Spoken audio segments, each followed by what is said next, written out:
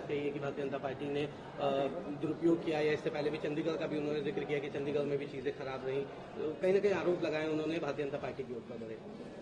नहीं, उन्होंने क्या टिप्पणी की उस पर हमसे कोई प्रतिक्रिया मत मांगिए।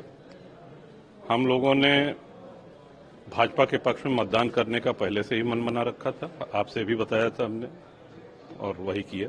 एक बड़ा सवाल ये है सर, आखिरी रहेगा, किस तरह से चीजें, क्या लगता है, क्या वजह लगती है जो सपा के विधायकों ने क्रॉस वोटिंग करी, मनोज पांडे जी ने इस्तीफा दे दिया? अब ये आप उनसे पूछिए। नहीं, ये आप उनसे पूछिए। अब तो वही कर रहे हैं, अब तो बता दीजिए कैसी क्या स्थिति रही है। माननीय शिवपाल जी बताएंगे आपको ना। आप लोग भी बता दीजिए कैसी क्या पहले लोगों वोट देके आ रहा हूँ, अभी 3 घंटे में स्थिति पर पता चल जाएगी। आप लोगों ने क्या, आ जाओ, 3 घंटे में अभी पता चल जाएगी। वोट बताया थोड़ा जाता है किसको दिया, आप लोग ये बताया जाता है। वोट दिखा के दिया गया है, हमारे एजेंट से पूछ लीजिए। शिवपाल जी यादव जी हमारे एजेंट थे, उनसे पूछ लीजिए। आइए पूजा जी। धन्यवाद दिया है अपना मत दे करके, अपनी तरफ, अपने समाज की तरफ से। चलो चुनाव का दिन था, किस तरह की स्थितियां रही, क्या? देखिए, भारतीय जनता पार्टी सभी 8 सीटें जीतेगी। मैं पहले भी कह रहा था, आज भी कह रहा हूँ। समाजवादी पार्टी तीसरी सीट हारेगी, ये मैं पहले भी कह रहा था, आज फिर दोहरा रहा हूँ। सपा जानबूझ करके तीसरी सीट के लिए प्रत्याशी खड़ा किया, जानते हुए कि हार जाएंगे। लेकिन यह जरूर उजागर हो गया कि समाजवादी पार्टी कुनबे में अंतर कलह का स्तर क्या है, और अगर देश और प्रदेश के विकास के लिए किसी ने अपनी अंतरात्मा की आवाज पर भाजपा प्रत्याशियों को वोट दिया होगा, हम उसका स्वागत करते हैं, अभिनंदन करते हैं। लेकिन समाजवादी पार्टी का भविष्य अंधकारमय है। समाजवादी पार्टी समाप्तवादी पार्टी बनने की ओर अग्रसर है। समाजवादी पार्टी का कोई यूपी की राजनीति में भविष्य नहीं है। जो स्थिति आज बसपा की है, जो सपा की है, वो कांग्रेस की है, वही सपा की होने वाली। अखिलेश यादव ने ये बात कही है कि हर किसी में सरकार के खिलाफ खड़े होने की हिम्मत नहीं होती, हर किसी पर दबाव बनाया जाता है। ये जैसा वो करते रहे होंगे सरकार में रह करके, वैसा सोचते। भाजपा सुचिता की राजनीति करती है, भाजपा लोकतंत्र पर भरोसा रखती है, भाजपा एक ऐसी पार्टी है जिसे देश पसंद कर रहा है।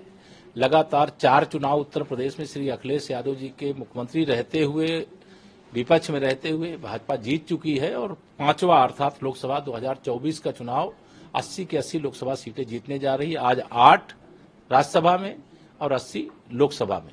अखिलेश यादव ने चंडीगढ़ को लेकर के बात कही कि चंडीगढ़ चुनाव के दौरान भी बीजेपी ने बेईमानी की थी। यूपी वो किसी नगर निगम की तुलना राज्यसभा और विधान परिषद के चुनाव से न करे, विधानसभा और लोकसभा चुनाव से न करे। जिसने कोई गलत किया, इसीलिए मैं कह रहा हूँ, उसके ऊपर न्यायालय बैठा है।